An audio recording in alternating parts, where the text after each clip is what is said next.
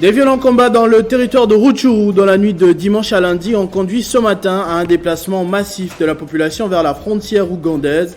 Des sources locales, dont notre correspondant dans la région, évoquent une attaque des éléments armés non identifiés que les FARDC tentent de repousser.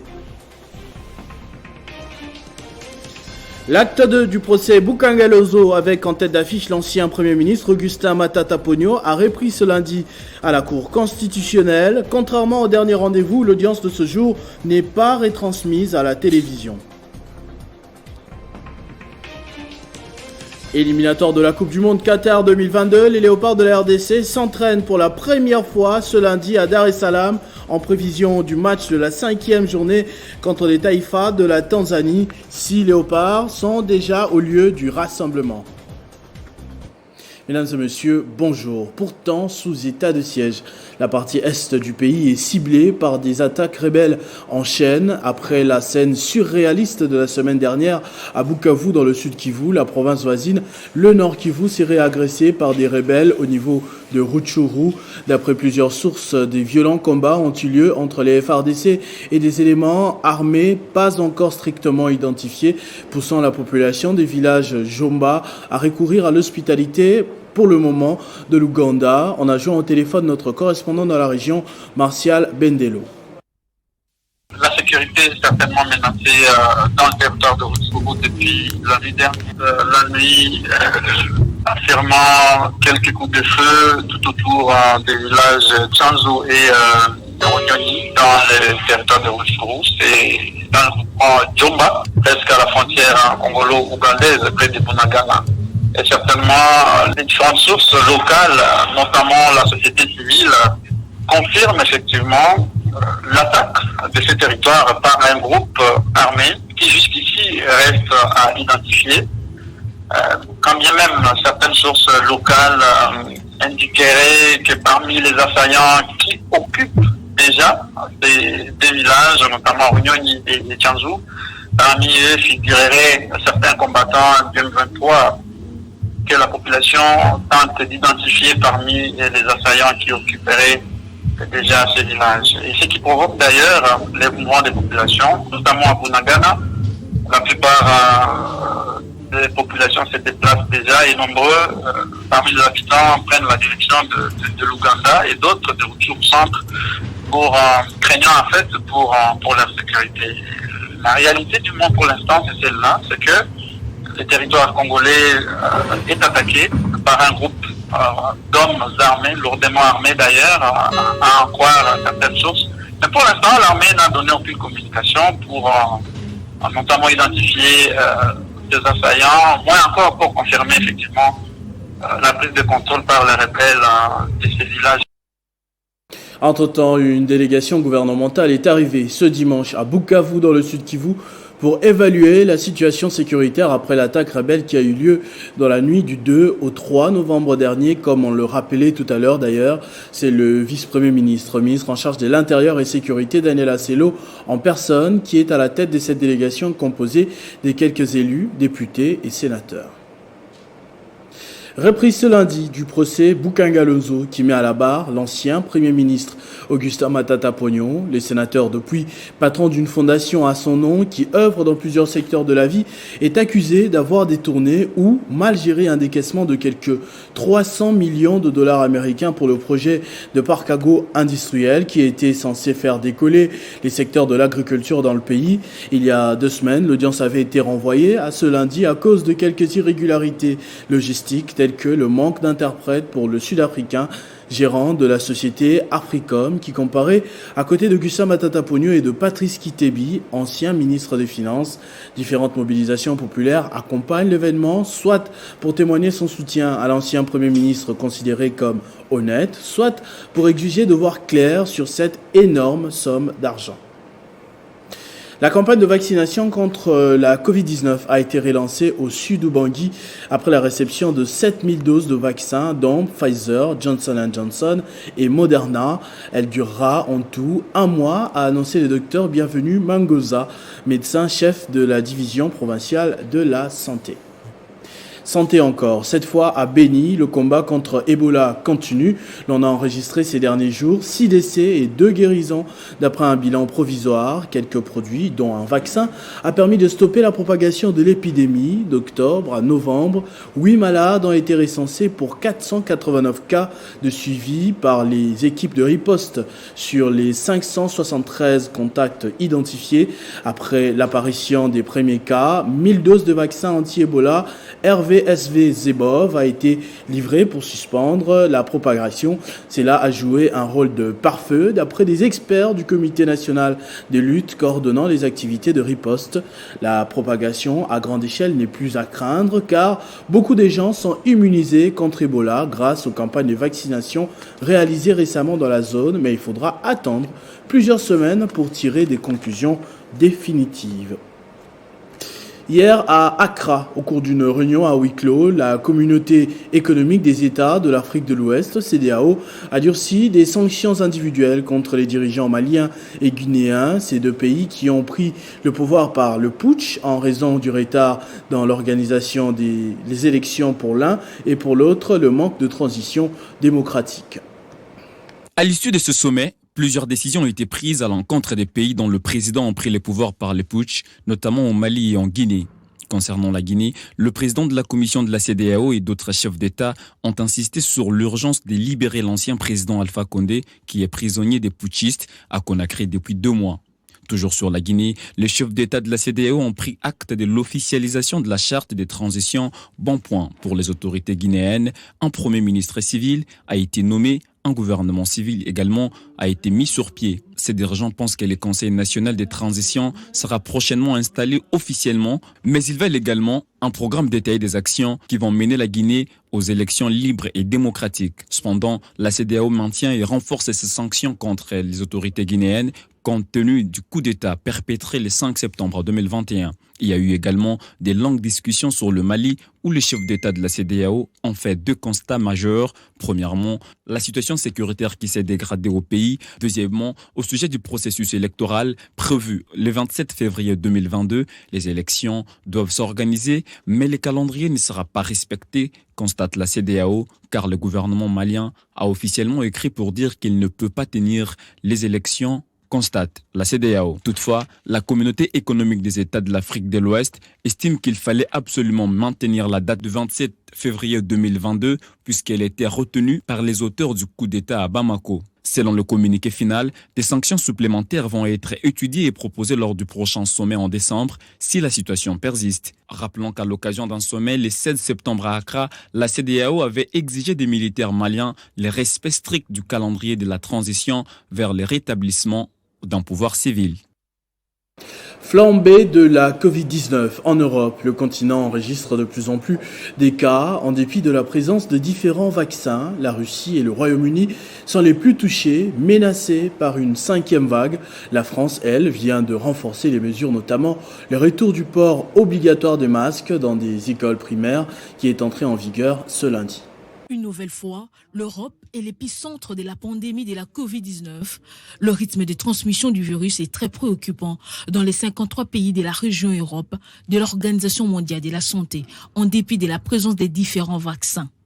Ces vaccins sont-ils inefficaces ou il faut en prendre plus? Déjà ne garantissant pas le manque de contamination à la Covid-19. Face à ces rythmes jugés préoccupants, l'OMS justement estime que l'augmentation des cas s'explique en partie par la combinaison d'une couverture vaccinale insuffisante et de l'assouplissement des mesures anti-Covid. Les directeurs de l'OMS Europe craignent ainsi que cette trajectoire conduise vers un autre demi-million de décès dus au Covid-19 dans la région d'ici le mois de février 2022. La France réagit. Le port du masque est redevenu obligatoire dans des écoles primaires, une mesure parmi tant d'autres mise en place par l'Hexagone, menacée par une 5e vague.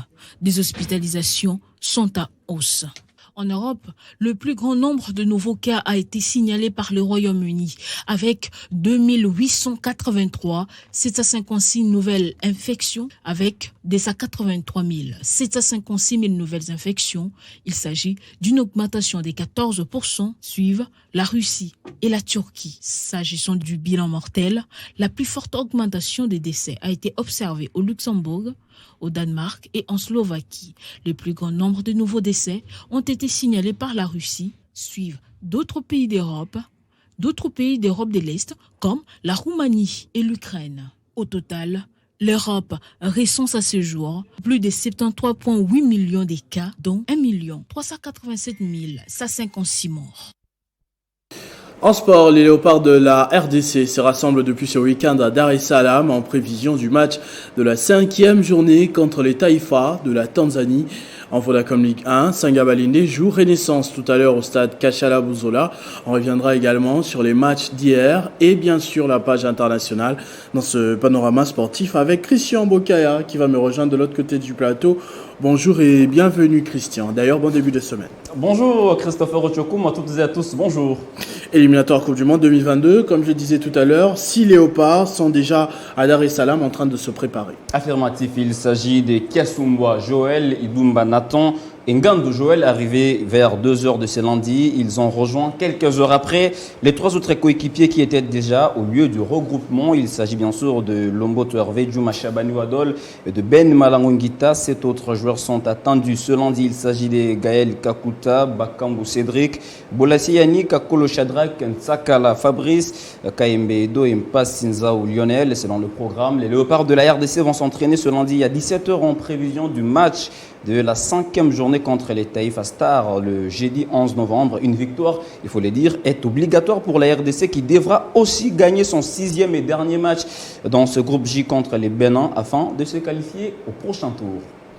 Et Vodacom Ligue 1 également, Lupopo qui continue son parcours sans faute et à Mazembe qui reste quand même au sommet du tableau. Les cheminots du FC Saint-Éloi Lupopo se sont imposés hier face au Racing Club de Kinshasa grâce à l'unique réalisation de Shadrach Boka à la 7e minute de jeu. On le voit d'ailleurs en image.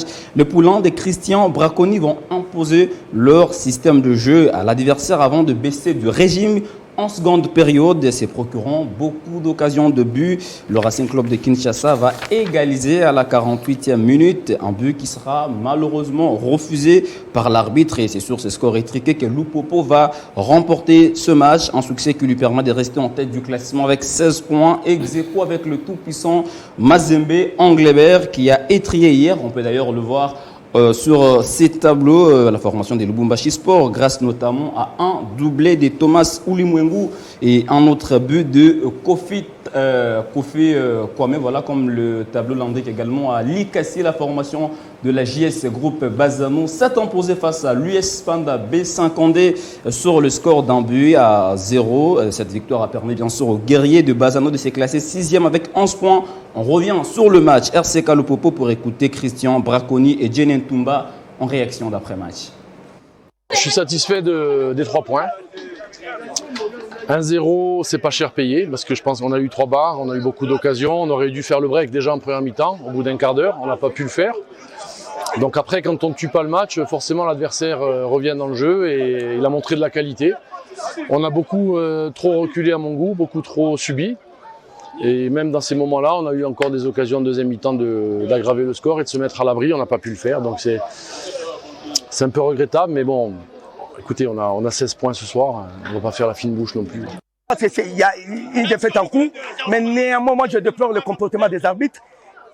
La Ligue nationale, c'est le plus haut championnat de notre pays. On doit avoir aussi des arbitres capables à départager les deux équipes. Là, je dirais au comité gestionnaire de la Ligue Foot de faire des choix de bons arbitres, pas des arbitres immoraux. Ça, l'assistant, c'est un immoraux. Il y a un but valable, il a refusé. 2 buts. Là, pour une fois, j'accuse les arbitres. Voilà, donc ce sont des réactions, comme on le sent, surchauffées, juste après le score. Et toujours en Vodacom Ligue 1, Sangabalende affronte Renaissance ce lundi. Il faut le dire, ça sera tout à l'heure au stade Kachala Bonzola.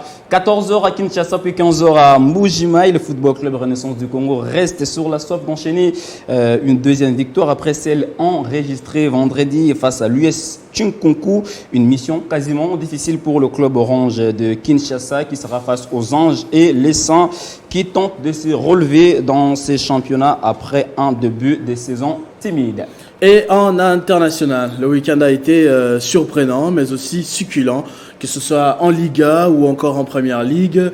Le Real de Madrid qui reste sur sa poussée et le FC Barcelone, son éternel rival, qui continue de s'enfoncer. On y arrivera, mais d'abord en Premier League où West Ham a infligé à Liverpool sa première défaite de la saison, le battant sur le score de 3-2 au terme d'un match électrique. Les hommes, les amers, vont allumer, il faut dire ainsi, la mèche. Hier, Manchester City, comme on peut justement voir sur ces images, qui s'est baladé à Old Trafford dans le Atlético Madrid en obtenant un nul de 3-2 à Celta Vigo. Vallecano sur le score de 2-1 grâce aux réalisations de Toni Kroos et de Karim Benzema. Pour l'instant, Real deuxième au classement avec 27 points, 12 matchs joués derrière la Real Sociedad qui a 28 points, qui jouait hier son 13e match face à Osasuna. Tout à fait. Merci beaucoup pour toutes ces informations. Et on verra la suite. Je crois que c'est la trêve internationale pour le moment.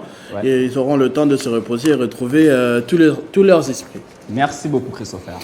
Voilà, ce journal est terminé. Je vous en rappelle tout de suite les principaux titres. Des violents combats dans le territoire de Rutshuru dans la nuit de dimanche à lundi ont conduit ce matin à un déplacement massif de la population vers la frontière ougandaise. Des sources locales, dont notre correspondant dans la région, Martial Bendelo, évoque une attaque des éléments armés non identifiés que les FARDC tentent de repousser. L'acte 2 du procès Bukanga Alonso, avec en tête d'affiche l'ancien Premier ministre Augustin Matata Ponyo, a repris ce lundi à la Cour constitutionnelle. Contrairement au dernier rendez-vous, l'audience de ce jour n'est pas retransmise à la télévision. Éliminatoire de la Coupe du Monde Qatar 2022, les Léopards de la RDC s'entraînent pour la première fois ce lundi à Dar es Salaam en prévision du match de la 5e journée contre les Taïfas de la Tanzanie. 6 Léopards sont déjà sur place au lieu de rassemblement. Ne nous quittez pas, la revue de presse avec Bedrin Kenge, c'est dans un instant.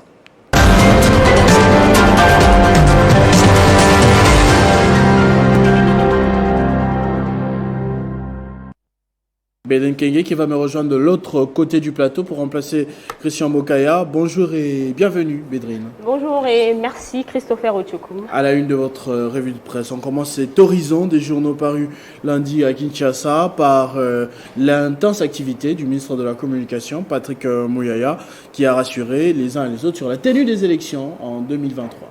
Effectivement, Christopher, la question semble inquiéter certaines forces politiques, sociales et d'autres leaders religieux qui projettent d'ailleurs de marche pour dire non à la politisation de la CENI cette semaine.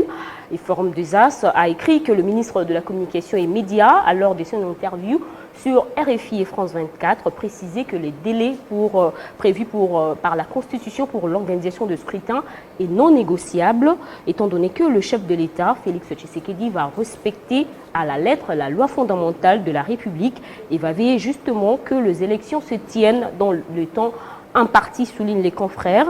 Et relayant la même information, l'agence congolaise de presse note pour sa part que le porte-parole du gouvernement rassure sur la tenue des élections dans un délai constitutionnel en RDC. Et à propos de l'état de siège instauré depuis le mois de mai dernier pour restaurer la sécurité et la paix dans les provinces du Nord Kivu et de l'Ituri, le ministre de la Communication, Patrick Muyaya, s'est dit convaincu qu'il donnera des résultats et que cette opération prendra le temps qu'il faut jusqu'à atteindre son but. Et pour vulgariser la politique nationale de l'aménagement du territoire, les experts de ce ministère sont sur les terrains ce lundi. On parle bien de Guy Luando Mboyo. Tout à fait, Christopher. Lancé il y a quelques semaines, la campagne de vulgarisation et des mises en œuvre de la politique nationale de l'aménagement du territoire à Kinshasa par le ministre Guy Luando est maintenant dans sa phase d'exécution. Ce lundi 8 novembre, les experts de ce ministère se déploient sur le terrain pour sensibiliser justement la population. Renseigne comexactu.net. Selon le confrère, ce programme vise à clarifier les attributions du ministère de l'aménagement du territoire et celles de ministères sectoriels. Et Zoomeko.net nous rappelle que ce vaste campagne a pour finalité de permettre à la population de Kinshasa de s'approprier la réforme de l'aménagement du territoire et la mise en œuvre de cette politique nationale d'aménagement du territoire afin de répondre aux défis de l'affectation, l'occupation et l'utilisation des espaces, de ressources naturelles, du sol et sous-sol, ainsi que le développement durable de la ville de Kinshasa et ses milieux prairies urbains. En Afrique, que des sanctions à l'encontre des juntes maliennes et guinéennes, n'est-ce pas un aveu d'impuissance? Vous vous posez la question. C'est l'impression qu'ont certains observateurs sur les sanctions qui n'arrivent pas toujours à changer la donne au Mali et en Guinée. Et d'après le mondeafrique.fr, à l'issue du sommet de la communauté économique des États de l'Afrique de l'Ouest, ses membres ont interdit aux hommes en uniforme qui se sont accaparés du pouvoir de voyager et leurs avoirs financiers ont été gelés. Et concernant Bamako, ces sanctions sont justifiées par le retard lié à l'organisation des élections du 27 février prochain. D'un site à un autre, wakatsira.com s'interroge sur l'efficacité de ces mesures de la CEDEAO. Cela paraît difficile dans la mesure où la junte au pouvoir au Mali et en Guinée bénéficie du soutien sans faille de certains voisins ou des puissances étrangères peu ou pro regardantes sur la question de la démocratie et sans oublier aussi les divergences au sein de la CEDEAO. Et on va terminer avec ce sujet plutôt calme, loin de la politique. Après avoir retrouvé son père biologique en Éthiopie, Miss Belgique est rapatriée d'urgence. Oui, Christopher, abandonné par son père après la mort de sa mère lorsqu'elle avait 8 ans, Kédis Deltour, Miss Belgique en titre, est retournée en Éthiopie ce jeudi 4 novembre pour avoir des réponses sur son passé. Vendredi dernier, la jeune femme est allée à la rencontre de son père biologique qui n'a pas du tout caché son émotion au moment de revoir sa fille pour la première fois depuis 14 ans. J'étais pauvre et à ces moments-là, je n'avais pas de quoi vous donner à manger. J'étais livreur et c'était dur pour moi à expliquer les pères à sa fille, mais en raison de la situation très tendue, Christopher, vous le savez autant que moi, la jeune femme a dû être rapatriée d'urgence en Belgique et c'est juste pour dire que les bonnes choses ne durent jamais. Si elles durent, elles ne sont moins bonnes. Merci beaucoup Bédrine Kenge pour cette belle leçon qui boucle votre revue de presse. On se retrouve prochainement. Lundi prochain pour d'autres titres d'actualité. Merci. À tous et à toutes également, merci de votre attention soutenue. Restez fidèles au programme de votre chaîne Télé 50. Vivez heureux, vivez 100 ans, mesdames et messieurs.